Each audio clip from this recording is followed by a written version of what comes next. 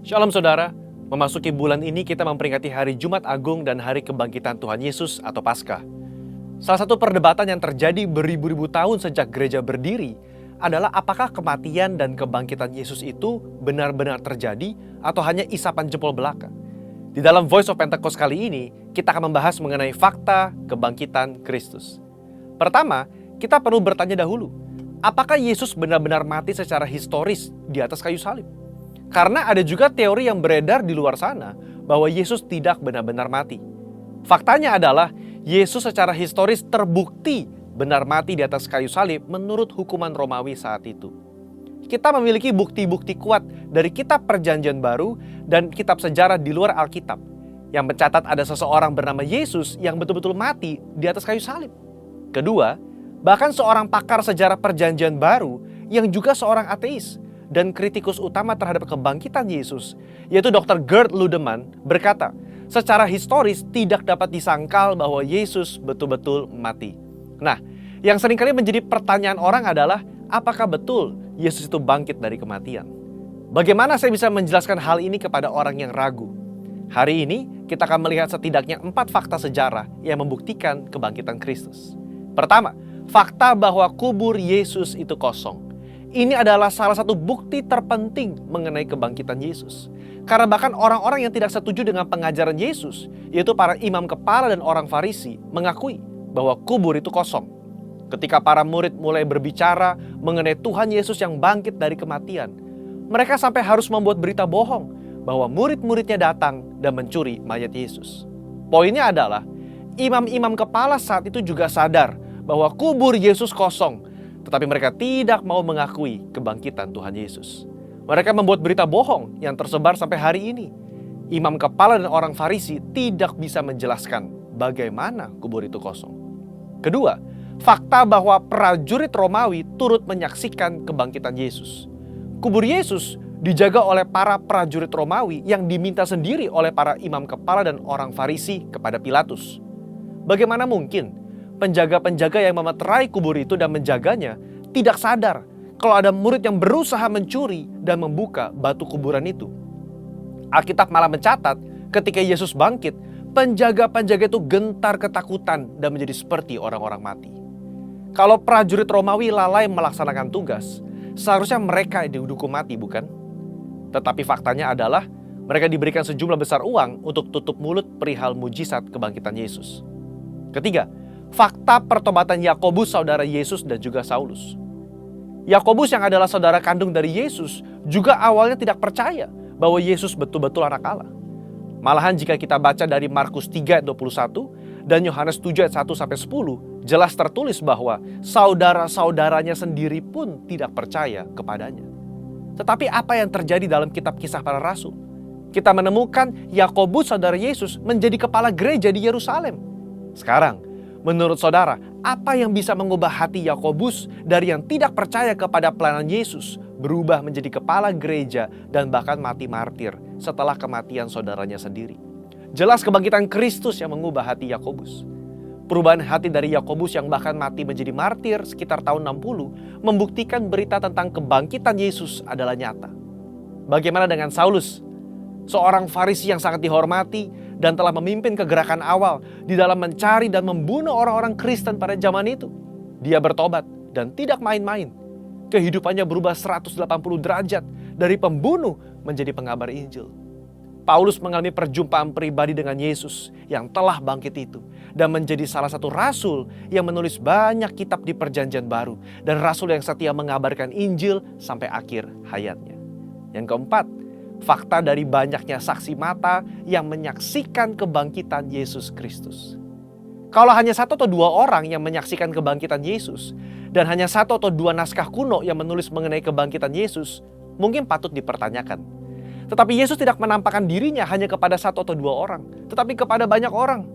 Kutipan Paulus di dalam 1 Korintus 15 ayat 5-7 yang adalah kredo atau pernyataan iman gereja mula-mula dan dibacakan dari minggu ke minggu jelas menyatakan bahwa Yesus menampakkan dirinya kepada Petrus, kepada murid-muridnya, kepada lebih dari 500 saudara sekaligus, kepada Yakobus dan kepada semua rasul. Dalam tulisan-tulisan Injil Matius, Markus, Lukas, dan Yohanes, kita menemukan cerita yang mendukung kredo gereja mula-mula tersebut. Luar biasa bukan? Akhirnya saudara, kita sebagai orang percaya perlu menyadari bahwa bukti-bukti tentang kebangkitannya menguatkan bahwa Yesus itu bangkit. Seperti gembala kita Paniko berkata, jika Yesus tidak bangkit dari kematian, maka sia-sialah kepercayaan kita. Bukti sejarah hanya membantu untuk menguatkan iman kita, tetapi tidak menjadi dasar iman kita. Berbahagialah setiap kita yang percaya namun tidak melihat. Amin. Tuhan Yesus memberkati. Saudara, untuk penjelasan lebih lengkapnya dari tim teologi kami, silakan klik link yang ada di atas atau scan QR Code yang tersedia. Sekali lagi, Tuhan Yesus memberkati.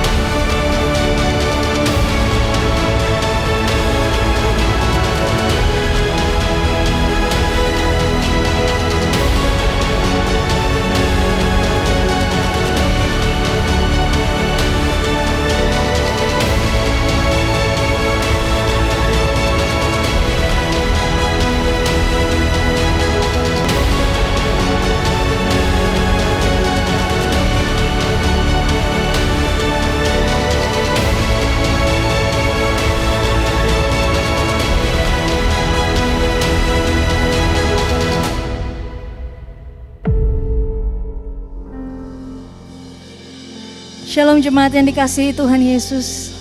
Kita adalah orang-orang yang memperoleh kemenangan dari Tuhan. Sebab Tuhan kita telah bangkit dari maut. Oleh karena itu mari persiapkan hatimu. Kita bersatu di dalam doa. Terima kasih Tuhan. Sebab Engkau telah mati dan bangkit bagi setiap kami. Terima kasih Tuhan Yesus sebab Engkau sumber kekuatan kami. Biar kami mau tetap memuji Tuhan. Kami mau berikan yang terbaik untuk Tuhan Yesus. Bertahanlah Engkau di atas pujian kami. Haleluya. Amin.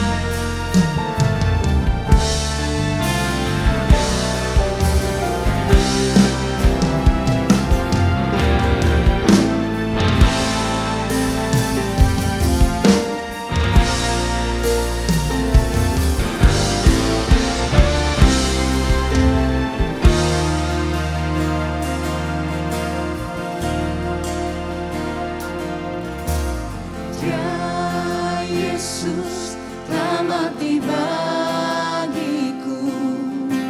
Ya Tuhan, selamatkan jiwaku.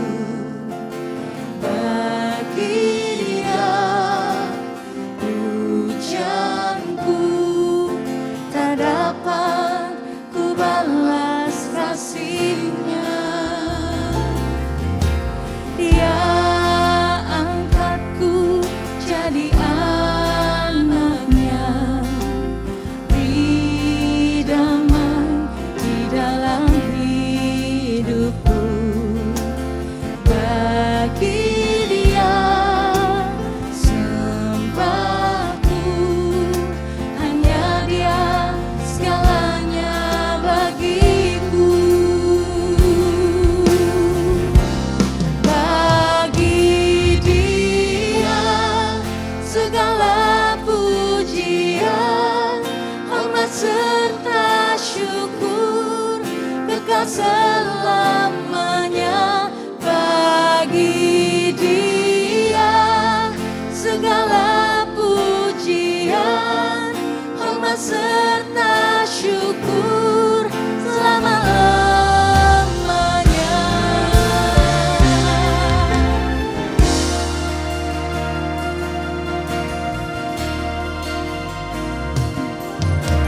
Dia Yesus telah mati bagiku.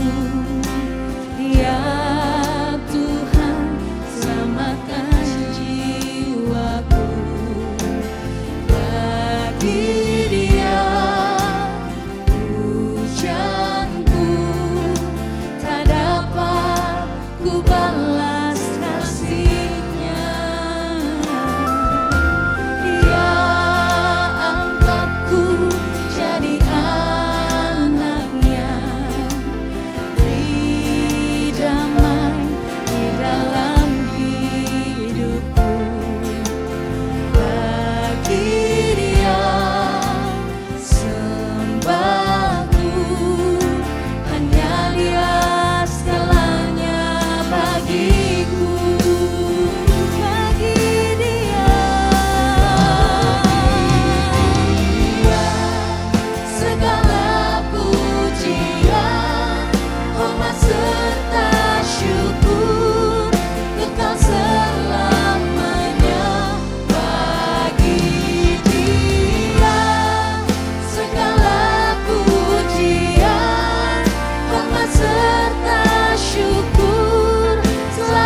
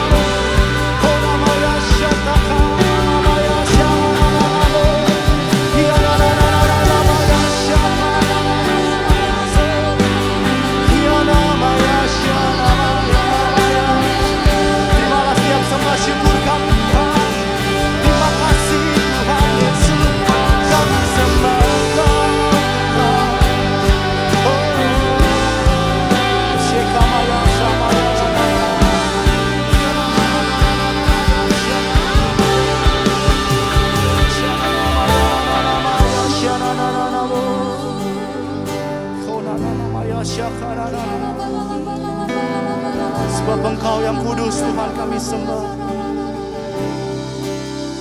You are holy, holy are you Lord God Almighty. Worthy is the Lamb, worthy is the Lamb. You are holy, holy are you Lord God Almighty. Worthy is the Lamb. Come on, say you are holy, oh God. You are holy, holy are you Lord God Almighty. Worthy is the Lamb. Come on, say you are holy, oh God. You are holy, holy are you Lord God Almighty. Worthy is the Lamb, worthy is the Lamb, worthy is the Lamb. Come on, say you are holy, you are holy, holy are you Lord God Almighty. Worthy is the Lamb. Come on, say Amen.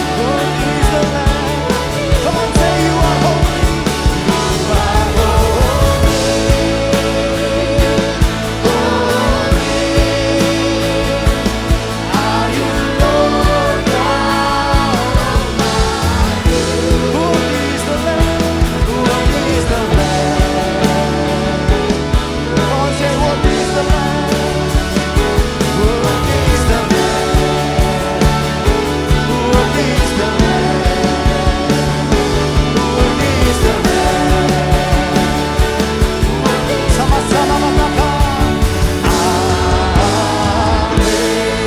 Tepuk tangan sorak-sorai bagi Tuhan. Sorakan haleluya. Mari jemaat Tuhan yang beribadah di onsite maupun live streaming, bersama-sama kita sepakat memperkatakan Mazmur 91. Dengan iman kita percaya Mazmur digenapi dalam kehidupan kita, dalam lindungan Allah. Orang yang duduk dalam lindungan yang maha tinggi dan bermalam dalam naungan yang maha kuasa akan berkata kepada Tuhan, tempat perlindunganku dan kubu pertahananku, Allahku yang kupercayai. Sungguh Dialah yang akan melepaskan engkau dari jerat penangkap burung, dari penyakit sampar yang busuk. Dengan kepaknya ia akan menudungi engkau. Di bawah sayapnya engkau akan berlindung. Kesetiaannya ialah perisai dan pagar tembok. Engkau tak usah takut terhadap kedahsyatan malam, terhadap panah yang terbang di waktu siang, terhadap penyakit sampar yang berjalan di dalam gelap, terhadap penyakit menular yang mengamuk di waktu petang. Walau 1.000 orang rebah di sisimu dan 10.000 di sebelah kananmu, tetapi itu tidak akan menimpamu. Engkau hanya menontonnya dengan matamu sendiri dan melihat pembalasan terhadap orang-orang fasik.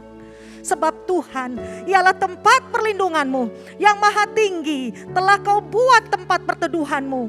Malapetaka tidak akan menimpa kamu dan tulah tidak akan mendekat kepada kemahmu. Sebab malaikat-malaikatnya akan diperintahkannya kepadamu untuk menjaga engkau di segala jalanmu. Mereka akan menatang engkau di atas tangannya, supaya kakimu jangan terantuk kepada batu. Singa dan ular tedung akan kau langkahi. Engkau akan menginjak anak singa dan ular naga. Sungguh hatinya melekat kepadaku. maka aku akan meluputkannya.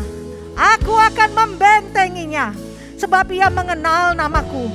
Bila ia berseru kepadaku, aku akan menjawab. Aku akan menyertai dia dalam kesesakan. Aku akan meluputkannya dan memuliakannya.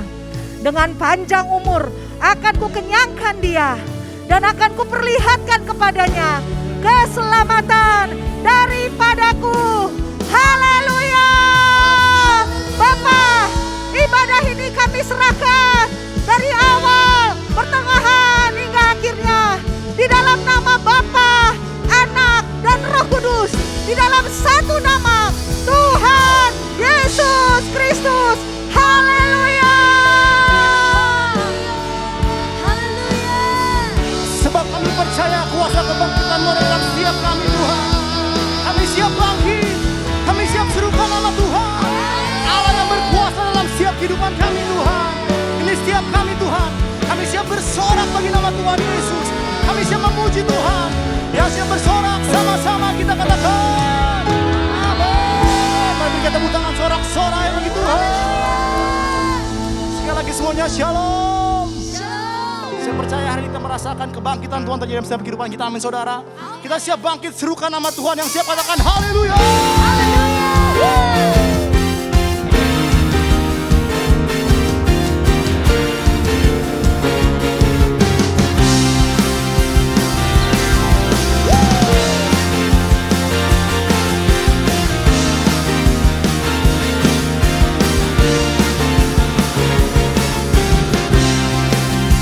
Mari sama-sama. Bangkit, serukan nama Yesus. Maju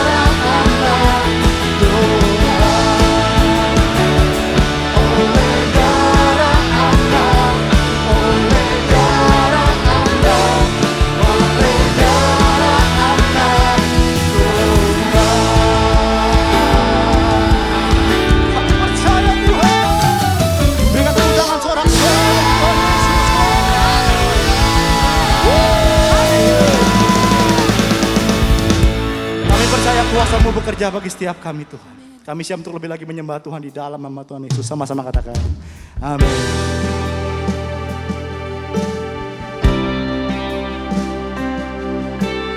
Engkaulah Yesus penyelamat kami. Tiada Allah yang seperti Engkau Tuhan. Sebab itu kami memuji-Mu. Kami menyembah-Mu Tuhan Yesus.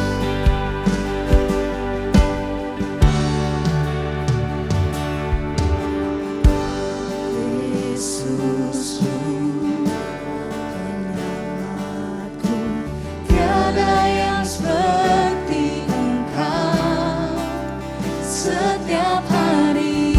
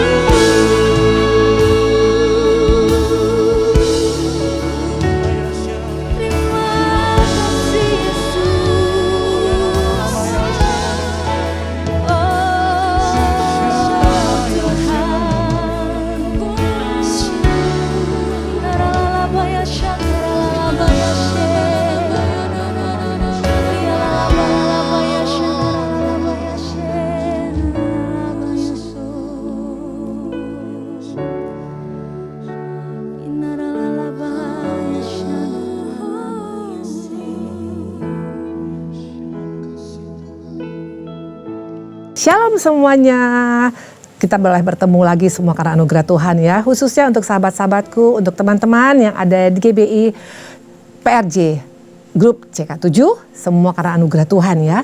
Kita boleh sehat, kita boleh semangat, kita boleh menikmati kebaikan Tuhan, kita boleh diberkati, itu semua karena kasih anugerah Tuhan semata-mata. Terima kasih juga untuk Dr. Janto dan juga untuk Ibu dan juga untuk seluruh tim daripada GBI PRJ. Kami percaya kalau kita boleh ada hari ini semua karena anugerah Tuhan. Kita berdoa dulu ya. Terima kasih Tuhan Yesus yang baik, terima kasih Allah kami, terima kasih Roh Kudus Bapa yang baik, Engkau sungguh hadir di tempat ini. Karena kami percaya Bapa tuntunan Tuhan yang kami butuhkan, khususnya menghadapi hari-hari yang semakin tidak menentu, banyak hal-hal yang menggoncangkan, tapi satu hal yang kami pegang, Allah kami tidak pernah berubah, dari dulu sekarang sampai selama-lamanya. Dan hanya Engkau yang kami butuhkan Tuhan, untuk bisa menuntun hidup kami, sampai kami boleh menyelesaikannya pada akhir, bahkan sampai garis akhir. Terima kasih Tuhan Yesus, terpujilah Engkau. Haleluya. Amin ya. Oke, saya percaya kalau kita ada hari ini semua karena anugerah Tuhan. Kita buka Kejadian 6 ayat 5 sampai dengan 8 ya. Ini kisah sering kita dengar, tapi hari ini ada pesan Tuhan khusus bagi setiap kita, khususnya menghadapi hari-hari terakhir ini ya. Hari-hari di akhir daripada akhir ya. Wow. Kejadian 6 ayat 5 sampai dengan 8 demikian firman Tuhan. Ketika dilihat Tuhan bahwa kejahatan manusia besar di bumi dan bahwa segala kecenderungan hatinya selalu membuahkan kejahatan semata-mata, maka menyesallah Tuhan. Wow ya, tidak main-main ya. Belum lama dari Tuhan menjadikan dunia, dikatakan Kejadian 6, Tuhan sudah menyesal ya, bahwa ia telah menjadikan manusia di bumi. Dan hal itu memilukan hatinya. Berfirmanlah Tuhan, Aku akan menghapuskan manusia yang telah kuciptakan dari muka bumi ini, baik manusia maupun hewan dan binatang-binatang melata dan burung-burung di udara, sebab aku menyesal aku telah menjadikan mereka. Ini pesan Tuhan bagi setiap kita. Jangan sampai kata-kata yang sama Tuhan keluarkan lagi di akhir zaman ini, karena Tuhan melihat kehidupan kita yang membuat Tuhan sangat sedih dan Tuhan menyesal. Tapi perhatikan, ya di sini ada kata yang luar biasa. Ayat ke-8, perhatikan ini ayat yang sangat powerful. Kejadian 6 ayat 8, tetapi Nuh mendapat kasih karunia di mata Tuhan. Wow ya, dikatakan Nuh mendapat kasih karunia di mata Tuhan. Ini pengharapan ya, ini pengharapan. Maka setiap engkau dan saya membaca Alkitab, membaca firman Tuhan, minta tuntunan Roh Kudus agar mengerti apa yang menjadi pesan Tuhan, khususnya di akhir-akhir zaman ini ya. Nah kalau kita lihat akhirnya Nuh dikatakan suruh membangun bahtera, betul? Bahteranya bukan bahtera yang kecil, bahtera yang besar untuk seluruh makhluk itu boleh masuk ke dalamnya sepasang-sepasang. Kita tahu ceritanya ya. Nah kita lihat lagi ayat 18. Ini sebagai pengharapan juga bagi kita. Tetapi dengan engkau aku mengadakan perjanjianku, dan engkau akan masuk ke dalam bahtera itu, engkau bersama-sama dengan anak-anakmu dan istrimu dan istri anak-anakmu. Wow. Terima kasih Tuhan Yesus yang baik ya. Ini harusnya menjadi ucapan kita ya. Ternyata di tengah-tengah Tuhan sangat menyesal, sedih melihat umat manusia. Masih ada Nuh ya. Dan Tuhan mencari Nuh di akhir zaman ini ya. Dikatakan Nuh mendapatkan kasih karunia. Dan dikatakan seisi keluarganya semua akhirnya selamat. Nah dari kisah ini kita akan belajar ada 3 bagian ya. Mungkin selama ini kita kurang memperhatikan, tapi ternyata ada 3 bagian yang luar biasa yang harus kita tahu dari kisah Nuh ini ya. Yang pertama adalah apa? Bagian Tuhan pastinya, betul? Karena dalam kehidupan ini bagian Tuhan tetap yang menjadi prioritas kita, betul? Nah dikatakan hidup ternyata bukan dibedakan karena kaya, miskin, cantik, jelek, tua, muda, atau terkenal, tidak terkenal ya. No, bukan dikategorikan itu. Tapi ada 2 kategorinya dari kisah ini. Yang satu, golongan yang akan dimusnahkan. Yang satu, golongan yang mendapat kasih karunia. Wow ya. Dan dikatakan di sini bukan hanya diluputkan, tapi seisi keluarga diselamatkan. Saya percaya kita ingin menjadi pribadi-pribadi yang masuk golongan kedua. Mendapat pembelaan Tuhan, mendapat peluputan Tuhan, dan mendapat kasih karunia Tuhan. Ya ini yang menjadi pesan bagi setiap kita. Masih ada kasih karunia Tuhan, makanya jangan sampai kita sia-siakan ya. Kita lihat begitu banyak contoh-contoh di Alkitab. Harusnya mereka gak mendapatkan kesempatan. Harusnya mereka gak mendapatkan kasih karunia Tuhan. Tapi perhatikan, Kita lihat dalam Lukas 23 ayat 41 sampai 43. Ini dikatakan waktu ada yang penjahat di kanan kiri Tuhan Yesus, betul? Perhatikan salah satu di antara mereka berkata seperti ini. Kita memang selayaknya dihukum sebab kita menerima balasan yang setimpal dengan perbuatan kita. Tapi orang ini tidak berbuat sesuatu yang salah. Lalu ia berkata, Yesus, ingatlah akan aku apabila engkau datang sebagai raja. Kata Yesus kepadanya, perhatikan baik-baik. Aku berkata padamu, sesungguhnya hari ini juga engkau ada bersama-sama dengan aku di dalam Firdaus. Wow, ini yang mendapat kasih karunia luar biasa. Orang yang sudah tidak mungkin ada pengharapan, tapi the last minute dia bertobat. The last minute dia mengaku salah. Di sana Tuhan memberikan kasih karunia. Ini luar biasa. Bahkan kalau kita tahu juga ceritanya bagaimana seorang perempuan yang kedapatan berzina. Ya, kita tahu kisah itu. Dalam Yohanes dikatakan semua orang mau melempari dia dengan batu, tapi Tuhan tidak melempari. Dan apa kata Tuhan? Aku pun tidak menghukum. Don't do it again. Jangan buat lagi. Perempuan yang kedapatan pezina mungkin menurut dunia sudah nggak ada pengharapan. Tapi lagi-lagi waktu dia datang kepada Tuhan menyesali. Dikatakan Tuhan memberikan kesempatan. Dia katakan jangan berbuat dosa lagi ya. Jadi selama nafas kehidupan kita masih ada kesempatan untuk mendapatkan kasih karunia ya. Jangan kita sia-siakan ya. Jangan katakan tunggu aja nanti Bu Indri. Kalau gitu udah the last minute aja seperti penjahat yang di sebelah Tuhan Yesus. Betul. Dia selamat, tapi yang satu tidak selamat. Artinya jangan pernah mau gambling, jangan pernah mau tes Tuhan ya. Jangan pernah mencobai Tuhan dengan berkata the last minute saya akan bertobat kalau sempat ya. Karena orang yang di sebelah satu lagi sama sekali tidak mendapat kesempatan karena dia tidak punya waktu, tidak punya kesempatan untuk mengakui dosa-dosanya. Tadi katakan coba ini kita buka, ini luar biasa. Ini statement daripada seorang raja yang bernama Daud. Raja yang memiliki seluruh dunia ya, apapun dia punya, harta, istana, popularitas ya. Dia punya rakyat ya, dia punya tentara, intinya semua dia punya. Tapi perhatikan apa yang dikatakannya. Roma 4 ayat 6 sampai dengan 8. Seperti juga Daud menyebut berbahagia orang yang dibenarkan Allah bukan berdasarkan perbuatannya. Berbahagialah orang yang diampuni pelanggaran-pelanggarannya dan yang ditutupi dosa-dosanya. Berbahagialah manusia yang kesalahannya tidak diperhitungkan Tuhan kepadanya. Luar biasa. Daud gak berkata yang berbahagia itu orang kaya, orang terkenal, orang pintar. Ya, dia punya semuanya. Tapi dia sangat berbahagia waktu dia mendapatkan kesempatan, mendapatkan pengampunan daripada Tuhan. Artinya kasih karunia itu sangat-sangat penting dalam kehidupan kita. Nah ini posisi yang pertama ya. Tapi ingat baik-baik, seringkali kita bermain-main di sini karena kita anggap Tuhan baik Bu Indri, berarti kasih karunia Tuhan masih ada sama saya. Betul, tapi ingat tetap ada limitnya. Mana buktinya? Kita buka Kejadian 7 ayat 16b supaya kita jangan spekulasi dengan kasih karunia. Kejadian 7 ayat 16b, dan yang masuk itu adalah jantan dan betina dan dari segala yang hidup. Seperti yang diperintahkan Allah kepada Nuh. Lalu Tuhan menutup pintu anugerah yang di belakang Nuh. Ada waktunya nanti pintu kasih karunia ditutup. Nah mumpung kita masih ada waktu sekarang, pintu itu masih terbuka. Jangan sampai kita sia-siakan ya. Diulang lagi di perjanjian baru. Mari kita lihat Matius 25 ayat 10. Jadi ini artinya sangat serius. Tuhan mau kita supaya sadar. Karena iblis berusaha menutupi semua ini dengan berkata santai aja. Nanti juga akan beres. Tuhan juga ampuni kamu kok. Udah buat dosa minta ampun. Buat dosa minta ampun. Coba kita buka Matius 25 ayat 10. Diulang sekali lagi oleh Yesus. Akan tetapi waktu mereka sedang pergi untuk membelinya, datanglah mempelai itu dan mereka yang telah siap sedia masuk bersama-sama dengan dia ke ruang perjamuan kawin. Lalu pintu ditutup. Lagi-lagi semua ada waktunya. Makanya hari-hari ini kalau kita masih diberikan kesempatan hidup, ayo sungguh-sungguh kita hidup dalam kasih karunia Tuhan ya. Karena Tuhan masih ada bagian dalam hidup kita. Bagian kita untuk menerima, memelihara kasih karunia yang sudah Tuhan berikan. Itu poin yang pertama, bagian yang pertama.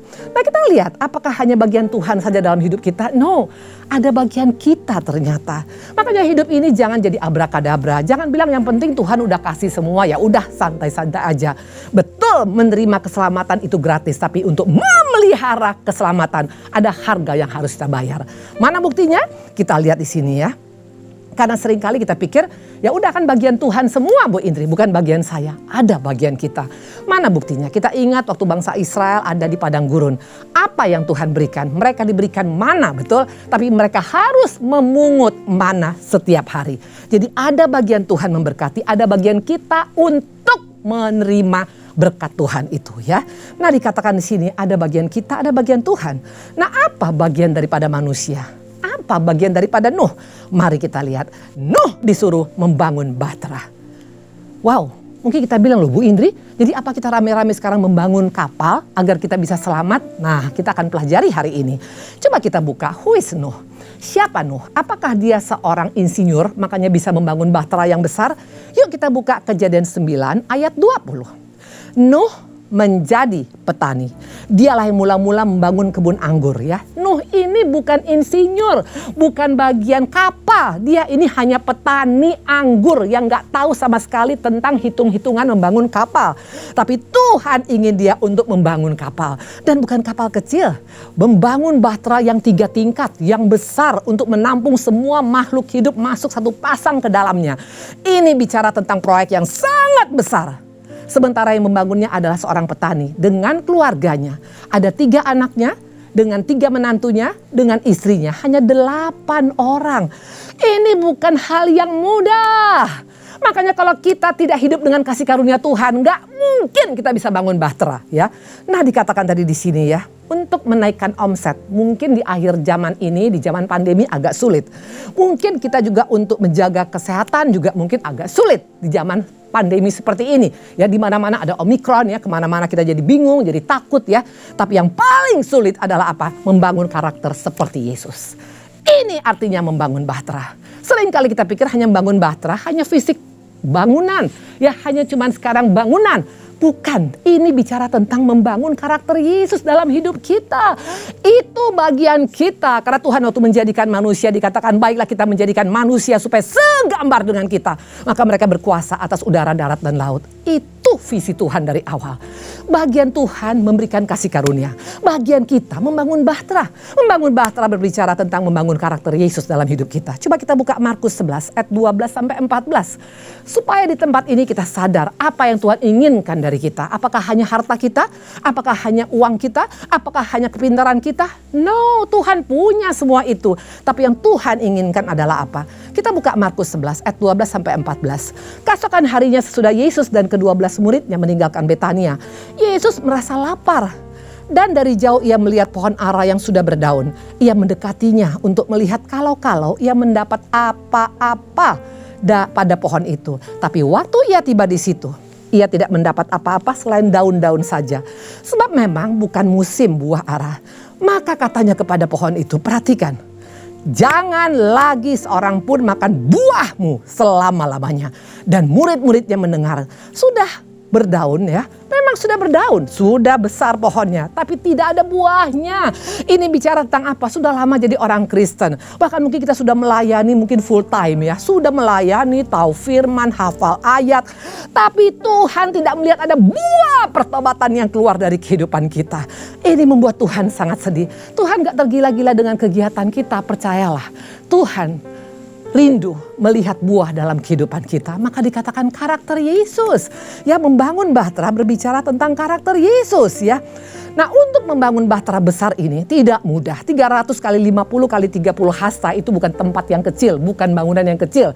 Apalagi yang membangun adalah cuman dikatakan adalah petani anggur, betul? Ini gak masuk akal. Memang betul, membangun karakter Yesus dengan kemampuan kita tidak akan mungkin. Tapi bagian kita ada 4 yang Tuhan inginkan. Yang pertama, untuk membangun bahtera, Nuh dan keluarganya harus punya komitmen. Engkau dan saya tidak akan bisa punya karakter Yesus kalau kita tidak punya komitmen kepada firman Tuhan. Kalau engkau berkata ya tergantung sikon Bu Indri, kalau firmannya cocok oke, kalau firman gak cocok ya gak bisa. Enggak itu, ada komitmen pada firman Tuhan. Yang kedua dikatakan harus ada kesehatian ya. Kalau Nuh sekarang sama istrinya terlalu bentrok tiap hari, atau anak-anaknya berkata kami gak mau ikut. Bagaimana bisa bangun bahtera? Kesehatian itu dibutuhkan untuk kita punya karakter Yesus. Di mana dimulai kesehatian? Dalam rumah tangga, dalam ibadah, dalam gereja, dalam komunitas ya. Waktu ada kesehatian itu powernya luar biasa. Untuk bisa sehati harus mau bayar harga melalui apa? Bisa menerima kekurangan dan kelemahan orang lain. Waktu kita hanya berkata aku dan aku, tidak akan mungkin ada kesehatian. Tadi katakan pertama adalah komitmen. Ya, untuk membangun bahtera dibutuhkan komitmen, terutama komitmen kepada firman Tuhan. Yang kedua ada kesehatian, bisa menerima terutama kesehatian, kesepakatan dengan firman Tuhan. Waktu kita sepakat dengan firman Tuhan, dengan katakan yes Tuhan, aku sepakat dengan apa katamu, terjadi pembangunan bahtera yang luar biasa.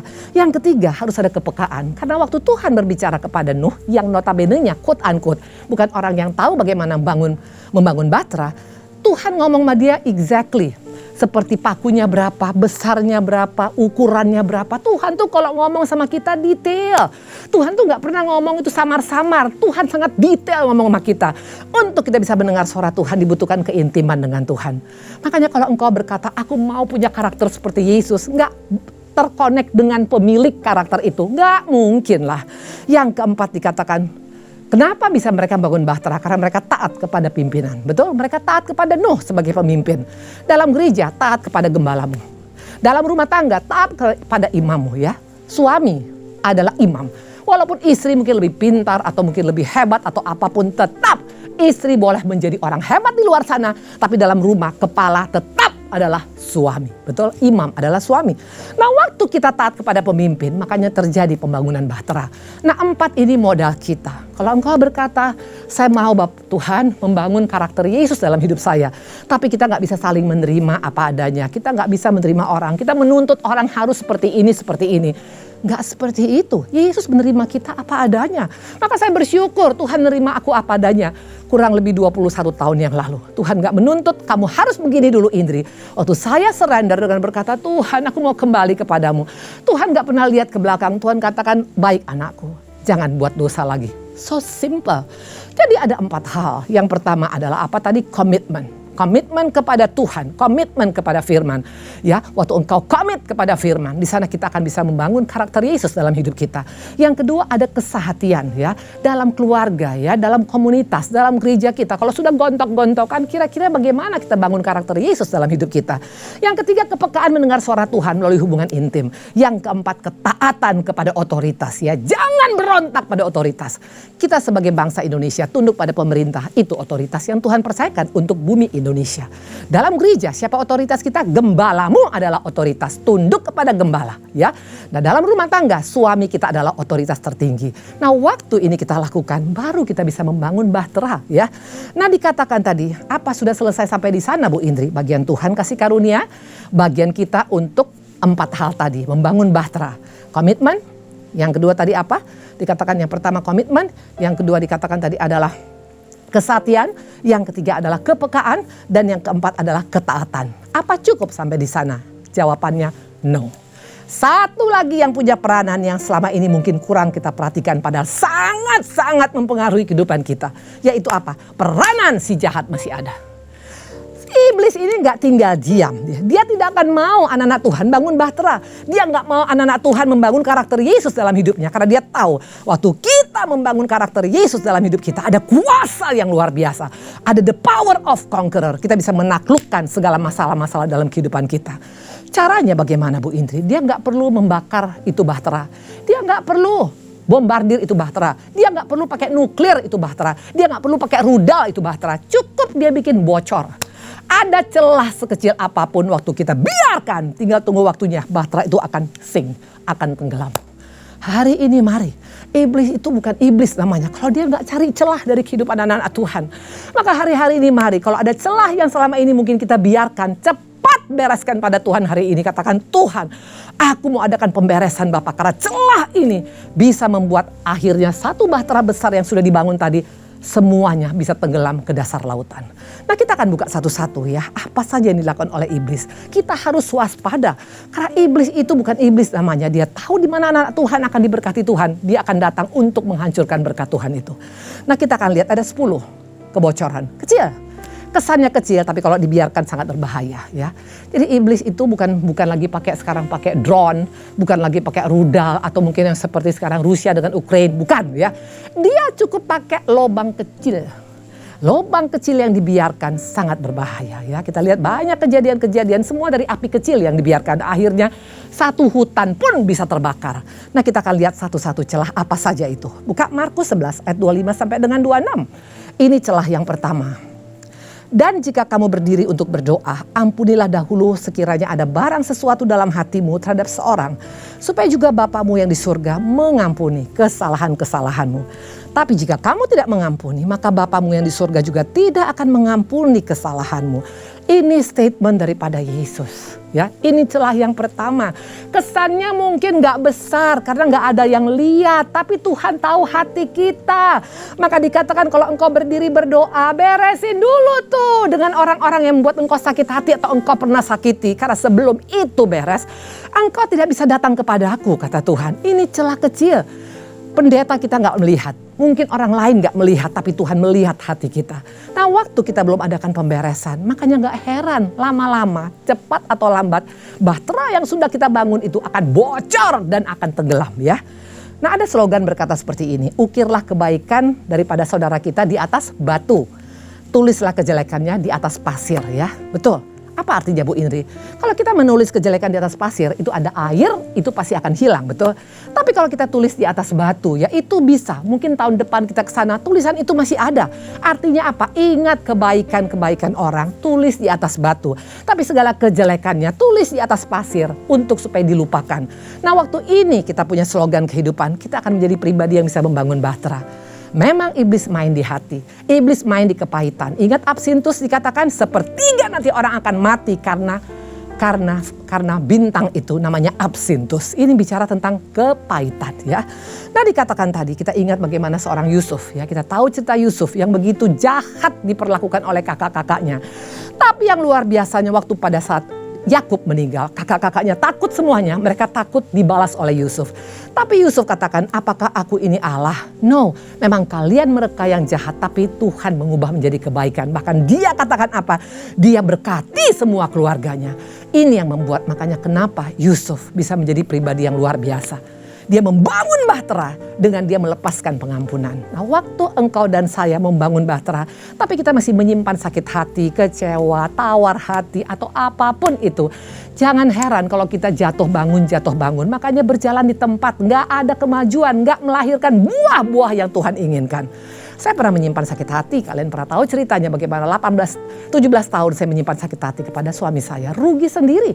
Makanya waktu saya pernah sampai sakit berkali-kali, terakhir saya sampai koma dibawa ke Singapura. Rugi ya. Iblis berkata jangan ampunin. Tapi Tuhan katakan ampuni supaya engkau bisa membangun bahtera. Dan kehidupanmu akan menjadi kehidupan yang luar biasa. Itu yang pertama. Yang kedua kita lihat ya. Kita lihat sekarang. Nah, kita lihat contoh-contoh di Alkitab. Siapa lagi selain daripada Yusuf? Kita tahu seorang Ruth. Ruth itu adalah perempuan Moab, tapi namanya ditulis sebagai silsilah Yesus. Tahu kenapa? Dia tinggal dengan Naomi. Naomi ini kepahitan karena dia pernah berkata seperti ini. Jangan sebut aku Naomi, sebut aku Mara. Karena Tuhan sudah membuatkan hal-hal yang tidak baik pada aku. Dengan berangkat aku penuh, dengan pulang aku dengan tangan kosong. Dia sangat kecewa dengan Tuhan karena suaminya meninggal, anaknya 2 laki-laki meninggal.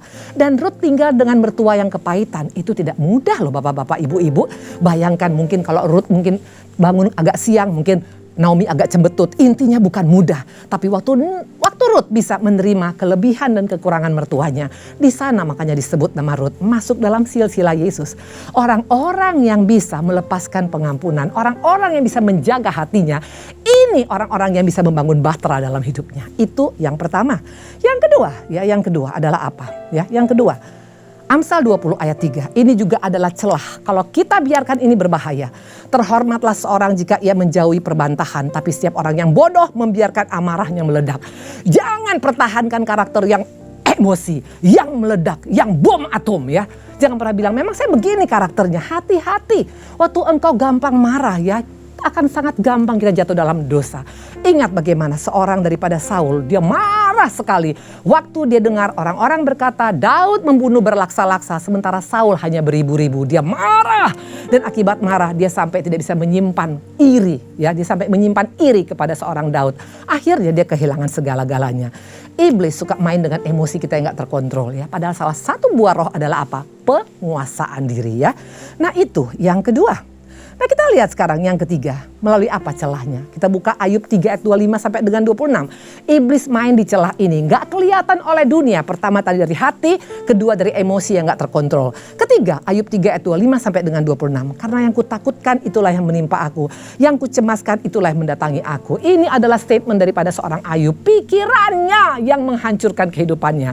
Makanya iblis main di sini. Dia buat pikiran kita menjadi pribadi yang ragu-ragu, bimbang, kurang percaya, asumsi kepada setiap janji Tuhan. Waktu kita izinkan pikiran kita menjadi liar, akibatnya kita merontohkan, kita meruntuhkan bahtera yang kita bangun. Hati-hati dikatakan apa yang kita pikirkan itu yang terjadi. Ya, waktu engkau takut tentang suamimu, tentang istrimu, tentang anakmu, tentang hidupmu, tentang kesehatanmu, ini yang bisa terjadi pada hidup kita. Makanya waktu saya kemarin kena COVID dengan suami, saya sama sekali tidak praktekkan yang namanya rasa takut. Saya praktekkan rasa percaya kepada Tuhan. Karena aku percaya kalau Tuhan sudah menyembuhkan suamiku 2009 dari koma, terlempar 70 meter, itu dalam keadaan 7 hari kata dokter, itu harusnya sudah nggak ada. Kalau Tuhan menyembuhkan suamiku 9 tahun yang lalu, 12 tahun yang lalu, hari itu juga Tuhan bisa menyembuhkan. Dan apa yang terjadi? Yang kau takutkan itu terjadi. Yang kita imankan itu juga terjadi. Itu yang saya alami. Hari-hari ini mari iblis main di ketakutan. Karena dia tahu waktu kita terus dalam ketakutan, bahtera kita akan kandas. Bahtera kita akan hanyut ke dasar laut. Itu yang ketiga. Yang keempat setelah melalui apa? Ya, 2 Tawarikh 20 ayat 22. Mari kita lihat. Ketika mereka mulai bersorak-sorak dan menyanyi-nyanyikan nyanyian pujian, dibuat Tuhanlah penghadang terhadap Bani Amon dan Moab dan orang-orang dari pegunungan Seir yang hendak menyerang Yehuda sehingga mereka terpukul kalah. Luar biasa. Dikatakan waktu kita banyak pujian penyembahan, waktu kita banyak bersyukur, di sana ada kekuatan besar yang akan Tuhan berikan, ada pertolongan Tuhan. Makanya iblis masuk dengan apa? Dengan perkataan sungut-sungut, ngomel terus, ngeluh terus, membanding-bandingkan terus. Itu celah. Celah sekecil apapun kalau kau biasakan terus dengan omelan tiap pagi, sungut-sungut tiap hari, cepat atau lambat iman kita akan kandas dan bahtera kita akan hancur. Iblis gak takut. Ya, iblis gak takut dengan kita bangun bahtera, cukup kecil apapun dia bikin. Dengan dia bikin pikiran kita mulai terobsesi untuk ragu. Ya, perkataan kita perkataan yang negatif ya. Ini akan membuat kita tidak akan bisa membangun karakter Yesus dalam hidup kita. Itu yang keempat. Yang kelima adalah apa? Yang kelima ya, kalkulator. Jangan coba-coba pakai kalkulator sama Tuhan. Tentang kebaikan kita, tentang jasa kita, terutama tentang pengampunan. Jangan hitung-hitungan ya. Seringkali kita hitung-hitungan sama Tuhan. Sampai kapan Tuhan? Sampai kapan saya berbuat baik Tuhan? Buktinya gak ada perubahan Tuhan. Waktu engkau hitung-hitungan kalkulator, itu tanpa disadari celah bagi si jahat. Ingat, iblis yang hitung-hitungan. Kalau Tuhan gak pernah hitung-hitungan, Tuhan katakan, walaupun engkau tidak setia, aku tetap setia, kata Tuhan. Tuhan gak hitung-hitungan, anak Tuhan banyak hitung-hitungan. Waktu engkau dan saya masih hitung-hitungan soal apapun yang baik, ya, berarti kita tidak akan mungkin bisa membangun karakter Yesus dalam hidup kita. Ingat, Yesus kita, dia gak hitung-hitungan. Dia gak hitung-hitungan, dia mati untuk kita. Dia naik ke surga, menjadikan tempat bagi kita. Selama di dunia ini dia berikan roh penolong. Dan bukan hanya itu, dia berikan kita damai sejahtera. Dia katakan damai sejahtera yang kuberikan berbeda dengan yang dunia berikan. Tuhan berikan semua gratis. Tidak hitung-hitungan, tapi seringkali kita masih hitung-hitungan pada Tuhan. Waktu engkau dan saya masih punya karakter hitung-hitungan, tidak mungkin kita bisa membangun bahtera Nuh dalam kehidupan kita. Akhirnya kita akan tenggelam bersama orang-orang yang ada pada waktu itu. Itu dikatakan tentang hitung-hitungan, kalkulator. Yang keenam, celah yang keenam adalah apa? Saya mau tanya, bahtera dibangun oleh berapa orang? Dibangun untuk berapa orang? Untuk banyak makhluk, betul? Makanya bahteranya besar. Pertanyaan, kenapa enggak Nuh? Bangun bahtera itu cukup untuk 8 orang saja. Kan mereka ada 8 orang, betul? Sem, Ham, dan Yafet, dan istrinya, dan istri daripada Nuh ada 8 orang. Kenapa enggak bangun bahtera yang kecil saja? Saya percaya, kalau mereka waktu itu membangun bahtera kecil, mungkin mereka sudah mati, betul? Nah saya mau tanya, dalam kehidupan ini apa? Ini adalah, kalau kita bilang, ini pasti kita bilang ini adalah sedotan, betul? Untuk kita bisa minum ini, betul?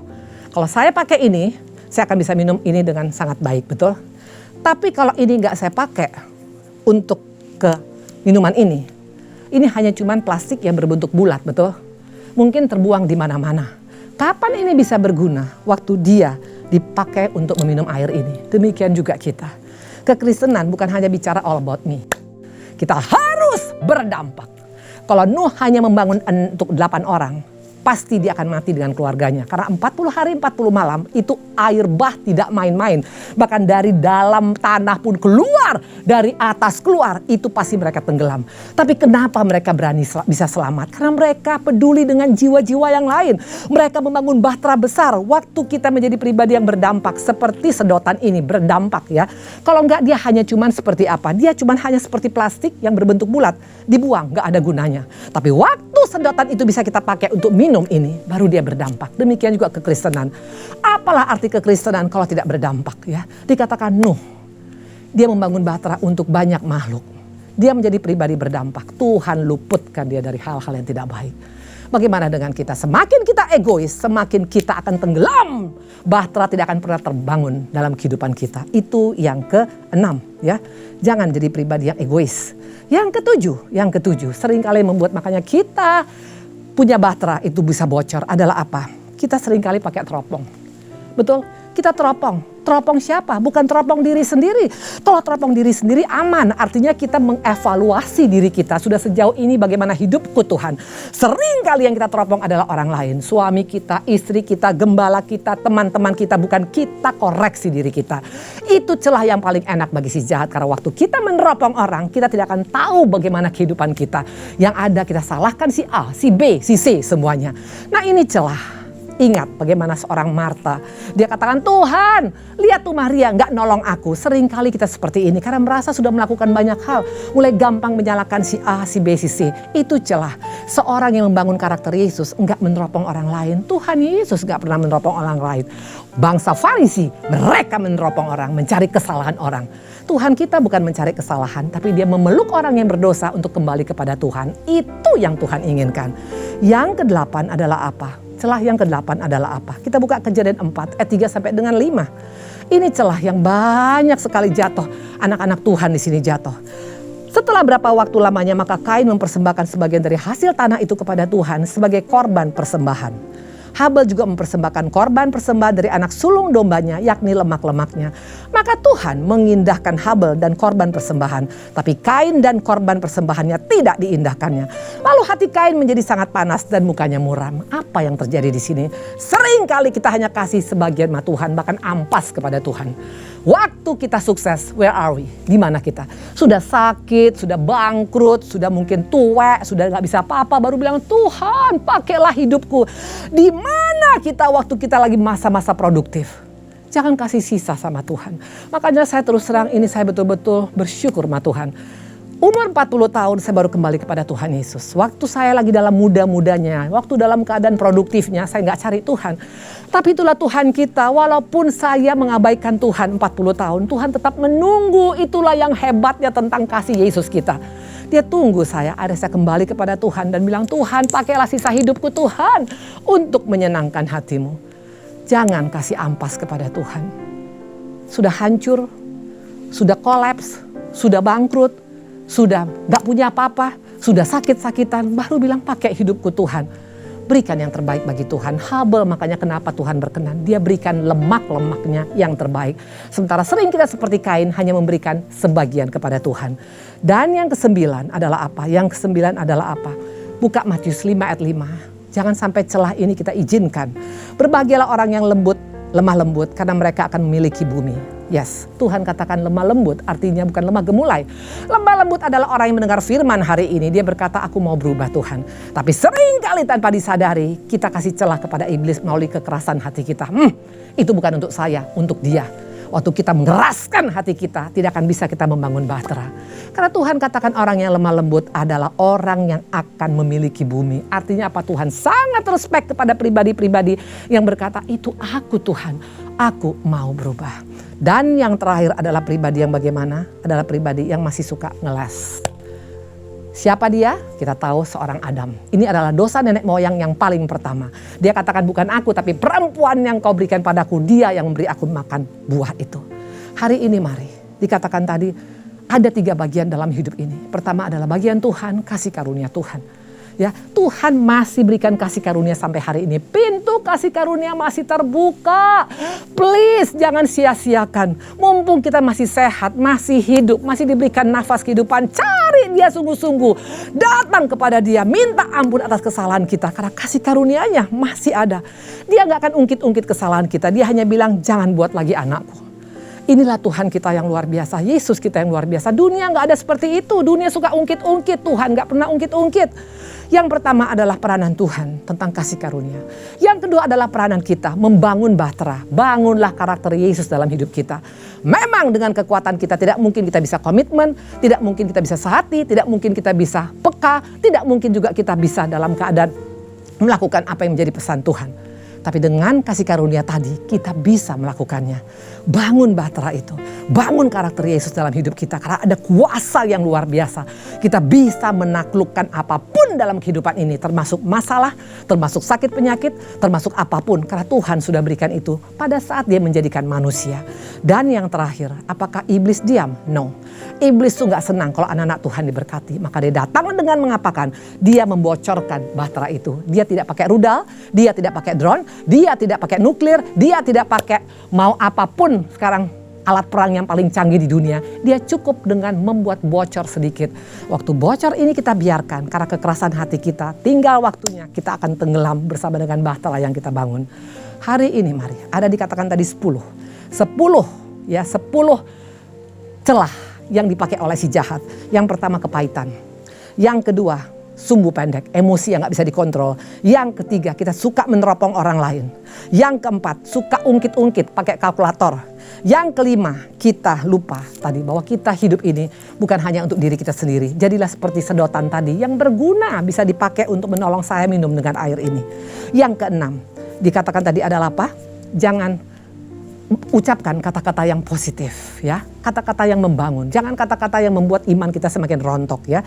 Berikutnya jangan kasih sisa kepada Tuhan, jangan kasih ampas kepada Tuhan, jangan sudah sakit, sudah dalam keadaan susah, sudah dalam keadaan bangkrut baru bilang Tuhan mau pakai saya di mana? Please lah, Tuhan sudah kasih yang terbaik, kita juga kasih yang terbaik dalam hidup kita. Dan yang berikutnya punyalah hati yang lemah lembut.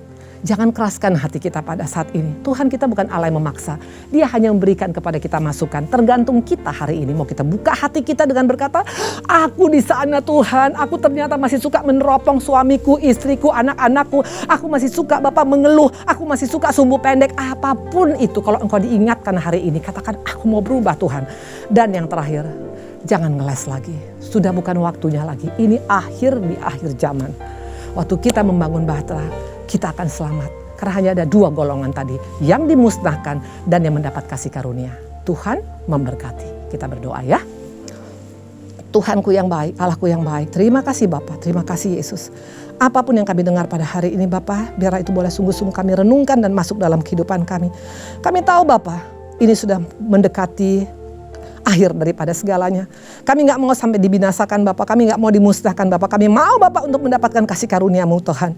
Kalau Nuh mendapatkan kasih karunia, kami juga mau Tuhan. Mampukan kami Yesus, mampukan kami Bapak melakukan peranan kami. Dengan kami punya komitmen, dengan kami punya kepekaan, dengan kami punya tunduk pada otoritas, dengan kami punya kesatian. Dan walaupun iblis berusaha untuk mencuri dengan cara membocorkan bahtera yang kami bangun, tapi kami percaya kami sudah mendapatkan pesan daripada-Mu. Kami mohon Bapak untuk Engkau menutup semuanya celah-celah itu dalam nama Tuhan Yesus. Dan kami mau Bapak untuk melangkah bersama dengan Engkau. Terpujilah Engkau Yesus kami, terpujilah kami Allah kami. Dalam nama-Mu kami mengucap syukur. Haleluya. Amin. Tuhan memberkati.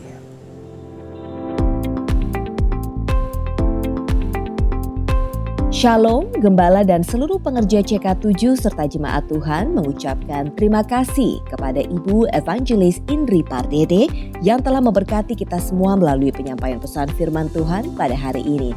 Tuhan Yesus memberkati Ibu dan keluarga berlimpah-limpah. Amin. Untuk rangkuman dan slide khotbah dapat dilihat di apps GBI PRJ Group CK7 dengan modul Sermon Summary Ibadah Raya. Berikut kami sampaikan beberapa pengumuman. Ibadah Raya via live streaming hari Minggu tanggal 24 April 2022 pada pukul 7, 9, 11.30, 14, dan 16.30 waktu Indonesia Barat akan dilayani oleh Bapak Pendeta Dr. Yanto Simkoputra MD PhD.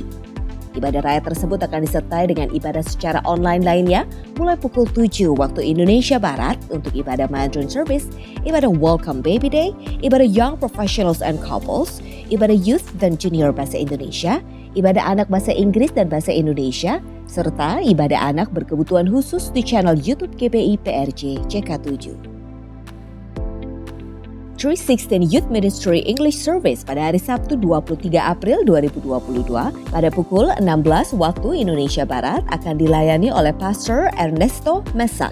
316 Youth Ministry diperuntukkan bagi anak muda dari usia 12 sampai dengan 24 tahun. Mari kami mengundang anak-anak muda untuk bergabung mengikuti online service tersebut di YouTube channel GBI PRJ CK7. Untuk persembahan umum atau kolekte, perpuluhan jemaat, ucapan syukur, dan lain-lain dapat dilakukan melalui e-banking, mobile banking, ATM, maupun online di website ke rekening persembahan CK7, BCA Cabang Tamrin dengan nomor account 206 333 8 222 atas nama GBI PRJ. Ibadah onsite pada hari Minggu tanggal 24 April 2022 diadakan di GBI PRJ pada pukul 9, 11.30 dan 16.30 waktu Indonesia Barat akan dilayani oleh Pastor JJ Simko Putra. GBI Intercon pada pukul 9, 11.30 dan 16.30 waktu Indonesia Barat akan dilayani oleh Pendeta Dr. Andes Markus Simanjuntak MTH. GBI Alam Sutra Mall pada pukul 9 dan 11.30 akan dilayani oleh PDP Charlie Jeremiah. Sedangkan pada pukul 16.30 akan dilayani oleh PDM Teresia Cynthia Tirta Direja SH. GBI PRJ Pluit pada pukul 9 dan 11.30 akan dilayani oleh Pendeta Robertus Purwadi SE SPD. GBI PRJ Mandarin Service pada pukul 9 akan dilayani oleh PDM Teresia Cynthia Tirta Direja SH. GBI HCR atau House of Christ Revival pada pukul 9 akan dilayani oleh PDP Eradi Chandra. Bagi Bapak Ibu yang mau mengikuti ibadah onsite sudah tidak perlu lagi booking e-tiket. Yang penting Bapak Ibu sudah 2 kali divaksin COVID-19, kondisi kesehatan yang baik, suhu tubuh normal dan scan QR Peduli Lindungi dengan warna hijau serta menggunakan masker medis. Engkau adalah sahabatku. Itulah perkataan Tuhan Yesus untuk kita semuanya. Tuhan Yesus mengingatkan kita pentingnya sebuah hubungan di dalam kehidupan kita. Investasi di dalam hubungan kita dengan sesama sangatlah penting. Itulah topik kedua dalam Investment Series, Investment in Relationship pada hari Jumat 22 April 2022 pada pukul 19 sampai dengan 21 waktu Indonesia Barat. Serta jangan lewatkan ucapan syukur online cool yang kedua pada hari Sabtu 23 April 2022 pada pukul 10 sampai dengan 12 waktu Indonesia Barat dengan narasumber Gembala CK7 Bapak Pendeta Dr. Yanto Simko Putra MD PhD beserta Ibu Olivia, Jacqueline dan JJ Simko Putra dengan tema Blessed Forward. Mari bergabung bersama di Cool Online CK7 bagi Bapak Ibu yang belum tertanam di salah satu Cool yang berada di bawah naungan CK7. Untuk link Zoom, meeting ID serta password dapat diklik langsung di apps GBI PRJ CK7 dengan modul Zoom Link atau dapat menghubungi nomor WhatsApp yang tercantum di layar Bapak Ibu.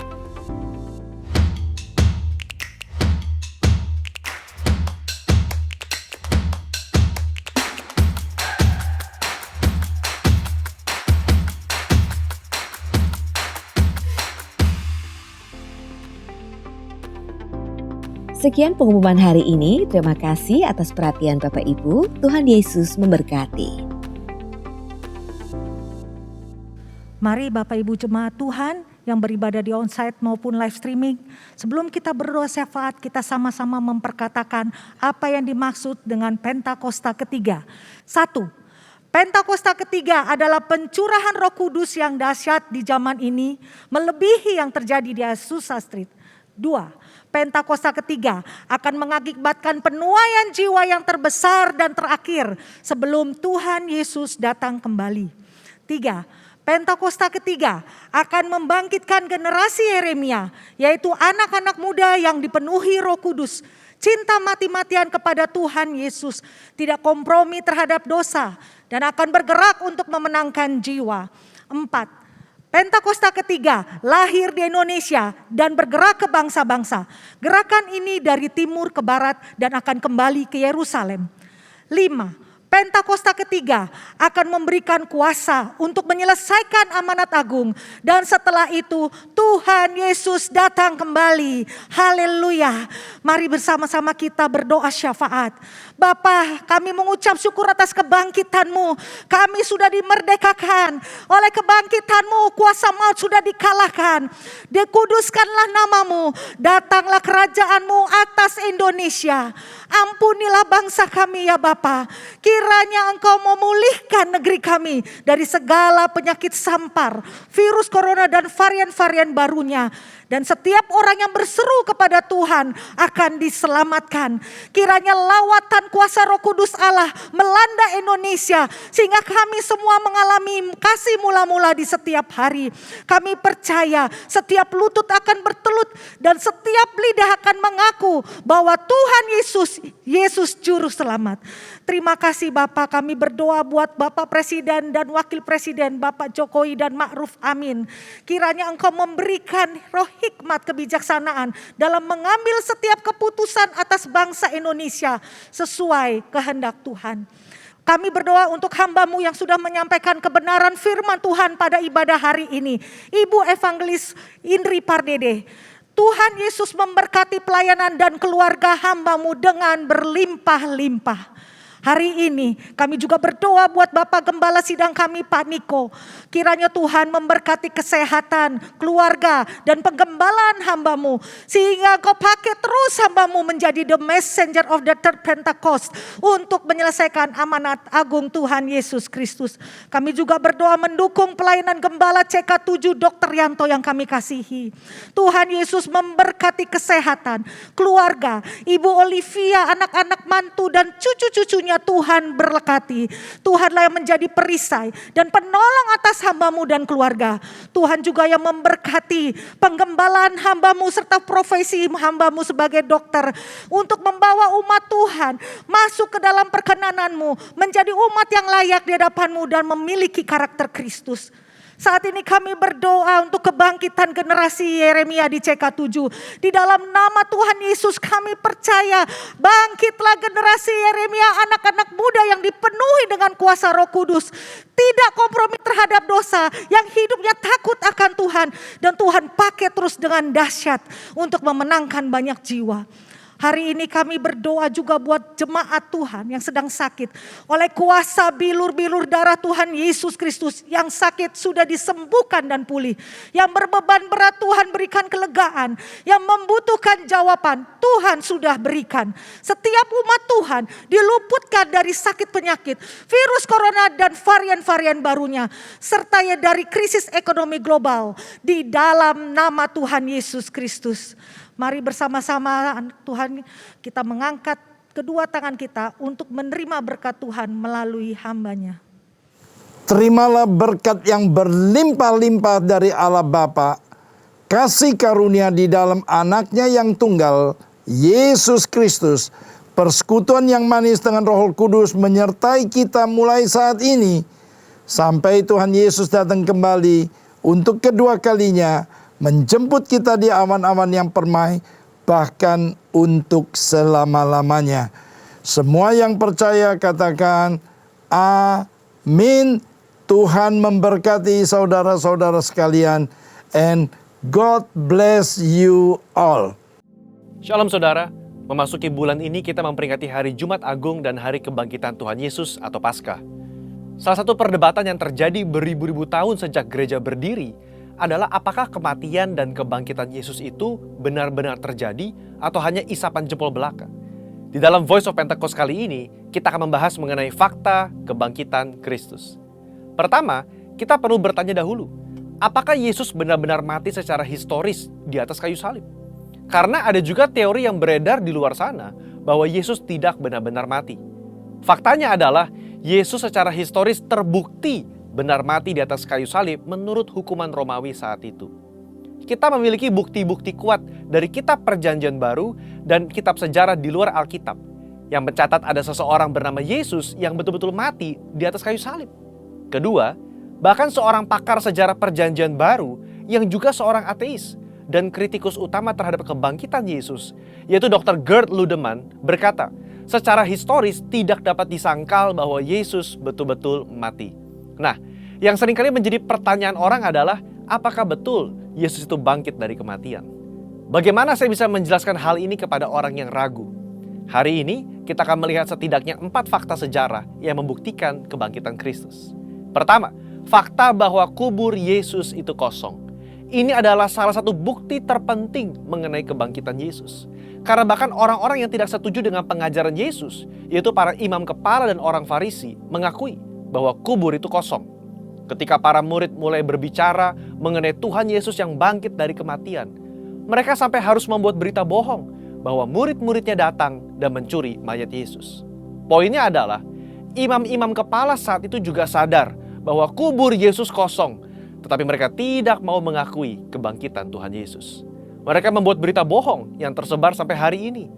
Imam kepala dan orang Farisi tidak bisa menjelaskan bagaimana kubur itu kosong. Kedua, fakta bahwa prajurit Romawi turut menyaksikan kebangkitan Yesus. Kubur Yesus dijaga oleh para prajurit Romawi yang diminta sendiri oleh para imam kepala dan orang Farisi kepada Pilatus. Bagaimana mungkin penjaga-penjaga yang memeterai kubur itu dan menjaganya tidak sadar kalau ada murid yang berusaha mencuri dan membuka batu kuburan itu? Alkitab malah mencatat ketika Yesus bangkit, penjaga-penjaga itu gentar ketakutan dan menjadi seperti orang-orang mati. Kalau prajurit Romawi lalai melaksanakan tugas, seharusnya mereka dihukum mati, bukan? Tetapi faktanya adalah mereka diberikan sejumlah besar uang untuk tutup mulut perihal mujizat kebangkitan Yesus. Ketiga, fakta pertobatan Yakobus saudara Yesus dan juga Saulus. Yakobus yang adalah saudara kandung dari Yesus juga awalnya tidak percaya bahwa Yesus betul-betul anak Allah. Malahan jika kita baca dari Markus 3 ayat 21 dan Yohanes 7 ayat 1-10, jelas tertulis bahwa saudara-saudaranya sendiri pun tidak percaya kepadanya. Tetapi apa yang terjadi dalam kitab Kisah Para Rasul? Kita menemukan Yakobus saudara Yesus menjadi kepala gereja di Yerusalem. Sekarang, menurut saudara, apa yang bisa mengubah hati Yakobus dari yang tidak percaya kepada pelayanan Yesus berubah menjadi kepala gereja dan bahkan mati martir setelah kematian saudaranya sendiri? Jelas kebangkitan Kristus yang mengubah hati Yakobus. Perubahan hati dari Yakobus yang bahkan mati menjadi martir sekitar tahun 60 membuktikan berita tentang kebangkitan Yesus adalah nyata. Bagaimana dengan Saulus? Seorang Farisi yang sangat dihormati dan telah memimpin kegerakan awal di dalam mencari dan membunuh orang-orang Kristen pada zaman itu. Dia bertobat dan tidak main-main. Kehidupannya berubah 180 derajat dari pembunuh menjadi pengabar Injil. Paulus mengalami perjumpaan pribadi dengan Yesus yang telah bangkit itu dan menjadi salah satu rasul yang menulis banyak kitab di Perjanjian Baru dan rasul yang setia mengabarkan Injil sampai akhir hayatnya. Yang keempat, fakta dari banyaknya saksi mata yang menyaksikan kebangkitan Yesus Kristus. Kalau hanya 1 atau 2 orang yang menyaksikan kebangkitan Yesus dan hanya 1 atau 2 naskah kuno yang menulis mengenai kebangkitan Yesus, mungkin patut dipertanyakan. Tetapi Yesus tidak menampakkan dirinya hanya kepada 1 atau 2 orang, tetapi kepada banyak orang. Kutipan Paulus di dalam 1 Korintus 15 ayat 5-7 yang adalah kredo atau pernyataan iman gereja mula-mula dan dibacakan dari minggu ke minggu jelas menyatakan bahwa Yesus menampakkan dirinya kepada Petrus, kepada murid-muridnya, kepada lebih dari 500 saudara sekaligus, kepada Yakobus, dan kepada semua rasul. Dalam tulisan-tulisan Injil Matius, Markus, Lukas, dan Yohanes, kita menemukan cerita yang mendukung kredo gereja mula-mula tersebut. Luar biasa, bukan? Akhirnya saudara, kita sebagai orang percaya perlu menyadari bahwa bukti-bukti tentang kebangkitannya menguatkan bahwa Yesus itu bangkit. Seperti gembala kita Paniko berkata, jika Yesus tidak bangkit dari kematian, maka sia-sialah kepercayaan kita. Bukti sejarah hanya membantu untuk menguatkan iman kita, tetapi tidak menjadi dasar iman kita. Berbahagialah setiap kita yang percaya namun tidak melihat. Amin. Tuhan Yesus memberkati.